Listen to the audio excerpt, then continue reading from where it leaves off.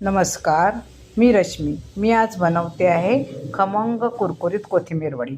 आता श्रावण महिना आला आहे म्हणजे कोथिंबीर वडी हवीच ना. त्यासाठी आपण कोथिंबीर, आलं, लसूण, नंतर मिरच्या हे आपण ना पल्स मोडवरच हे लावून घ्यायचं आहे. नंतर ही चणा डाळ आपण भिजवून 3-4 तास ठेवली आहे. ही पण आपल्याला पल्स मोडवर लावून घ्यायची आहे. आणि हे सगळं मिक्स करून त्याच्यात आपल्याला मसाला, मीठ, गरम मसाला, हळद, हिंग हे सगळं व्यवस्थित घालायचं आहे. हे बघा. आणि नंतर आपल्याला घालायचं आहे 2 चमचे तांदळाचं पीठ. हे आपल्याला एकदम मस्ट आहे. हे बघा, 2 चमचे तांदळाचं पीठ. आणि आपल्याला तेल कडकडीत तापून ह्याच्यावर घालायचं आहे, म्हणजे आपल्याला ह्या ज्या कोथिंबीर वड्या आहेत त्या कुरकुरीत होतात. नंतर आपण प्लेटला ग्रीस करून घ्यायचं, थोडं तीळ घालायचे आणि त्याच्यावर व्यवस्थित थापून घ्यायच्या.